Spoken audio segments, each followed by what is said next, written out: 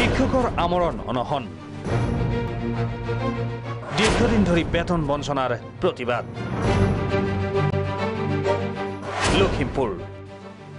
লখিমপুৰত প্ৰাথমিক পৰ্যায়ৰ শিক্ষক শিক্ষয়িত্ৰীয়ে গ্ৰহণ কৰে আমৰণ অনশনৰ পথ 12 গৰাকী শিক্ষকক ভৰ্তি চিকিৎসালয়ত কেইবাগৰাকী শিক্ষক গুৰুতৰভাৱে অসুস্থ শিৱসাগৰ আমৰণ অনশন প্ৰাথমিক শিক্ষকৰ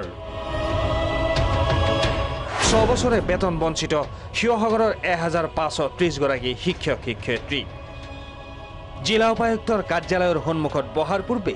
মুখ্যমন্ত্ৰী শিক্ষামন্ত্ৰী আৰু বিত্তমন্ত্ৰীৰ শুভবুদ্ধি কামনাৰে শিৱদৌলত বন্তি প্ৰজ্বলন কৰি প্ৰাৰ্থনা কৰে শিক্ষক শিক্ষয়িত্ৰীসকলে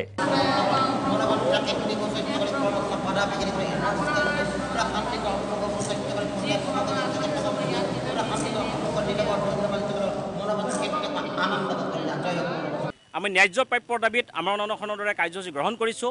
আৰু এই কাৰ্যসূচী গ্ৰহণ কৰাৰ পূৰ্বে ঐতিহ্যমণ্ডিত শিৱদৌলত আমি এগছি বন্তি প্ৰজ্বলন কৰিছোঁ আৰু আমৰণ অনশনৰ স্থলীত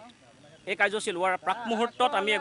এভাগী গীতা পাঠৰ দৰে মাংগলিক অনুষ্ঠান আমি আয়োজন কৰিছোঁ যাৰ জৰিয়তে আমি আশা কৰিছোঁ বৰ্তমানৰ মুখ্যমন্ত্ৰী শিক্ষামন্ত্ৰী তথা বিত্তমন্ত্ৰী গৰাকীৰ শুভবুদ্ধি উদয় হওক শিক্ষকসকলৰ প্ৰতি সদয় হওক 26 জুলাইত আত্মজাহৰ সিদ্ধান্ত লৈছিল শিক্ষক শিক্ষয়িত্ৰীসকলে প্ৰশাসনৰ আশ্বাস মতে সেই সিদ্ধান্ত বাতিল কৰিছিল কিন্তু প্ৰতিশ্ৰুতি ৰক্ষা নকৰাত আমৰণ অনশনৰ পথ বাছি লয় শিক্ষক শিক্ষয়িত্ৰীসকলে